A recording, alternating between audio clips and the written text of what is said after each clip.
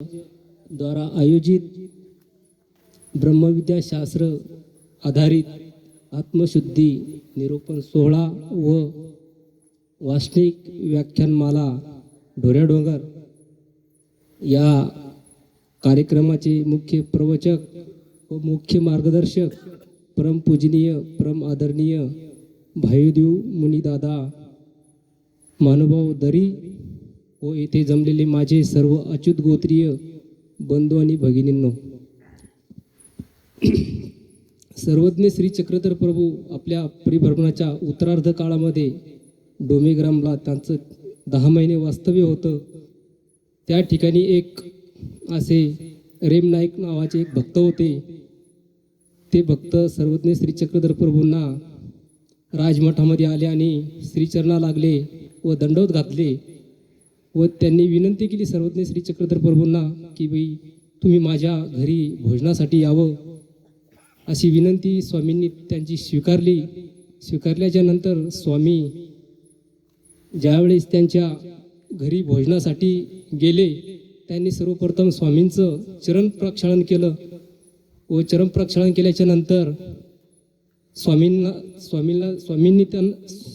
त्यांनी पद्मासन रचलं होतं आणि स्वामी त्या पद्मासनावर विराजमान झाले.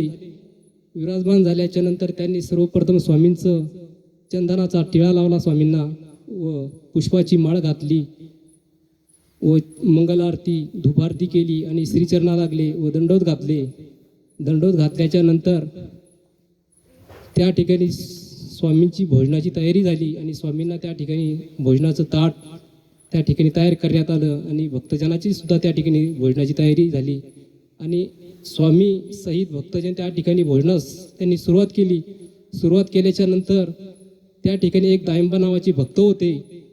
ते भक्त त्या भोजनामध्ये असे तल्लीन झाले होते जेवणामध्ये की ते जेवणाचा स्वाद घेत होते. तर त्या ठिकाणी सर्वज्ञ श्री चक्रधर प्रभूंनी त्यांना विचारलं की दायंबा तुम्हाला काही देव आठवला का जेवताना? ते म्हणाले नाही जी.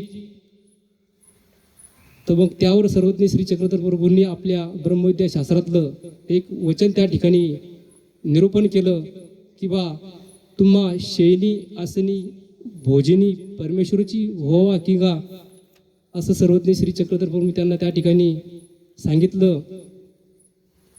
व आपल्याला सुद्धा त्याप्रमाणे आपल्याला देव आठवला पाहिजे. आपल्या कामात आपला जे बिझनेस आहे, आपलं जे शेतीचं काम आहे, जे काही काम असेल त्या कामामध्ये आपल्याला उठताना बसताना झोपताना देव आठवला पाहिजे आणि हे केल्याशिवाय आपल्याला पर्यायच नाही, देव आठवलाच पाहिजे. तसंच परत पुन्हा एक दुसरी लीळा अशी की डोमेग्राम येथे सिन्नपापी येथे स्वामींचं ज्यावेळी 4 महिने वास्तव्य होतं तर त्या ठिकाणी स्वामींचा सकाळचा पूजावस्त्र झाला. पूजावस्त्र झाल्याच्या नंतर स्वामी त्यावेळेस विहरणासाठी सिन्नस्थळी या ठिकाणी गेले आणि सिन्नस्थळी ठिकाणी गेल्याच्या नंतर स्वामींना त्या ठिकाणी आसन तयार करण्यात आलं आणि स्वामी त्या ठिकाणी आसनावर विराजमान झाले. विराजमान झाल्याच्या नंतर स्वामीच्या समोर सर्व भक्तजन आजूबाजूला बसलेले होते. बसलेले असताना सिन्नस्थळीच्या पश्चिमेस एक असा वटवृक्ष होता. त्या वटवृक्ष त्याच्या अर्ध्या मुळ्या जमिनीत होत्या आणि अर्ध्या मुळ्याच्या बाहेर आलेल्या होत्या आणि तो हवेनं असा हलत डोलत होता आणि त्याला दुःख होत होतं. तर त्या ठिकाणी दायंबा नावाचे भक्त होते. स्वामींनी त्यांना विचारलं, दायंबा तुम्ही येथे अनुसरा. तुम्ही जर अनुसरले नाही तर तुम्ही अशा वृक्षाच्या जन्म जाल, मग अनंत काळ दुःख भोगत राहाल. असं स्वामींनी त्या ठिकाणी त्यांना निमित्त करून आपल्या सर्वांना त्या ठिकाणी सांगितलं. तसेच आपण जर स्वामींना अनुसरलो नाही तर आपल्याला जी चौकडी सांगितली स्वामींनी 60 लक्ष नरकाची, तर ती आपली चुकणार नाही. ती चुकण्यासाठी आपले भाऊ बहीण जे कोणी नातेवाईक आहे त्यांनी प्रयत्न बी केले तरी चुकणार नाही. आपल्याकडे जी धनदौलत आहे त्या धनदौलतीला सुद्धा आपली ती चौकडी चुकणार नाही. त्यासाठी आपल्याला आपण देवाला अनुसरलोच पाहिजे असं मी तुम्हाला ह्या ठिकाणी सांगतो. आणि सर्वज्ञ श्री चक्रधर प्रभूंच्या चरणी मी अशी विनंती करतो की आम्हाला सर्वांना अनुसरण घडो आणि आमची ही चौकडी नरकाची चुकली पाहिजे अशीच मी सर्वज्ञ श्री चक्रधर प्रभूंच्या चरणी प्रार्थना करतो. व सर्वोदय सेवा वाचनिक मंडळांनी या ठिकाणी बोलण्याची संधी थोडी मला उपलब्ध करून दिली, त्यांचे या ठिकाणी मनापासून धन्यवाद व्यक्त करतो. दंडवत प्रणाम, दंडवत प्रणाम.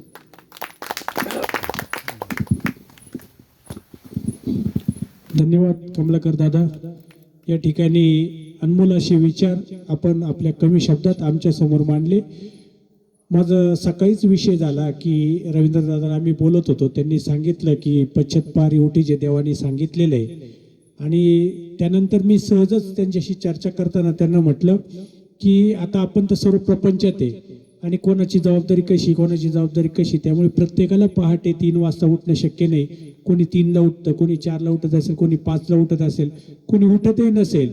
तर मग जे उठत नाही मग त्यांनी का आता धर्मातून गेले का, त्यांनी बाकीचं सगळं सोडलं का, किंवा ते त्यांच्यासाठी काहीच लागू होत नाही का.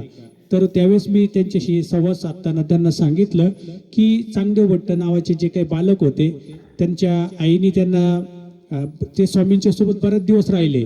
वृद्धपूरला पण श्रीप्रभूंच्या सेवेला तिकडे सुद्धा गेले होते. आणि नंतर आल्यानंतरून त्या गावातल्या काही लोकांनी सांगितले की बाबा तुमच्यासोबत हे जे काही चांगदेव भट्ट राहत आहे याची आईला त्याची खूप खंत वाटली, ती सारखी आठवण करते, रडते. त्याचे घरचे काही भाऊ वगैरे ते सारखी त्याची आठवण करतात, तुम्ही याला घरी पाठवा. त्यावेळेस स्वामींनी त्या चांगदेव भट्टांना सांगितलं की तुम्ही उद्या घरी जा. मग दुसऱ्या दिवशी बाईसांनी शिदोरी वगैरे तयार करून दिली आणि त्या पूजनीय चांगदेव भट्टांना सोडण्यासाठी स्वामी थोडे पुढे निघाले. त्यावेळेस स्वामी त्यांना म्हणतात की तुम्ही आता घरी चालले, तुम्ही आता संसारात जाणार आहे, तुमचे आई वडील भाऊ नातेवाईक मित्र परिवार सगळं तुमचं आता तुमच्या सोबत ते सर्व असणार आहे. तर मग तिथे गेल्यानंतर साहजिकच तुम्हाला आमची आठवण कमी होणार आहे. तर मग त्यावेळेस स्वामींनी त्यांना सांगितलं की तुम्ही दिवसभरात आता आमची किती वेळा आठवण काढणार, असं प्रश्नार्थक विचारलं. त्यावेळेस त्या भक्तांनी विचारलं की देवा तुम्हीच सांगा आम्ही तुमची किती वेळा आठवण काढू. त्यावेळेस देवाने सांगितलं 10-20 वेळा तरी आमची आठवण काढा. परत पुढे गेल्यानंतर 4 पावलं पुढे गेले. देवाला माहिती हा संसारात गेल्यानंतर किती व्यस्त होणार आहे, मग याला 10-20 वेळा जमेल की नाही. मग सांगितलं 7-5 वेळा करा. नाही 7-5 वेळा जमलं तर 2-3 वेळा तरी करा. आणि नाही 2-3 वेळा जमलं तर कमीत कमी शयनासनी भोजनी तरी आमची आठवण करा. तर असं काही समजू नका की तुम्ही पश्चात्पारी उठायलाच पाहिजे, नाही तर तुम्ही म्हणाल की पश्चात्पारी उठायचं नाहीये म्हणून यांनी ही विषय व्यवस्था केलेली आहे. मी ते नाही सांगते की उठायचा प्रयत्न शक्य तो प्रत्येकाने करा, पण त्यासोबत नाही जरी सकाळी जमलं तर मग दिवसभर काहीच करू नका, असं तरी काही करू नका. नाही जमलं तर 10 वाजता बसा, 12 वाजता बसा, 1 वाजता बसा. तुम्हाला स्मरण करता आलं स्मरण करा, वाचन करता आलं तर वाचन करा, एखादा व्हिडिओ ऐकता आला तर व्हिडिओ ऐका. आणि दिवसभर काहीच जमलं नाही, कमीत कमी जेवून संध्याकाळी जेव्हा आथरुणाला जाल त्यावेळेस तरी एखादी लीळा घ्या, ती वाचा, तिचं स्मरण करत चिंतन करत झोपा. म्हणजे जेणेकरून आपण धर्मातून आउट होणार नाही, आपली जी काही चाल आहे ती पुढे चालत राहील. आणि जर खऱ्या अर्थाने तुम्हाला प्राप्तीला जायचं असेल, देवच पाहिजे असेल तर 100% पश्चात्पारी उठा, तरच आपल्याला देव होणार आहे. कमलाकर दादांचं मी खूप खूप आभार मानतो. खूप कमी शब्दात त्यांनी आम्हाला खूप चांगलं या ठिकाणी मार्गदर्शन केलं, त्याबद्दल मी त्यांचे एकदा सर्वांना विनंती करेन की त्यांनी जोरात टाळ्या वाजून त्यांचं हे करायचं.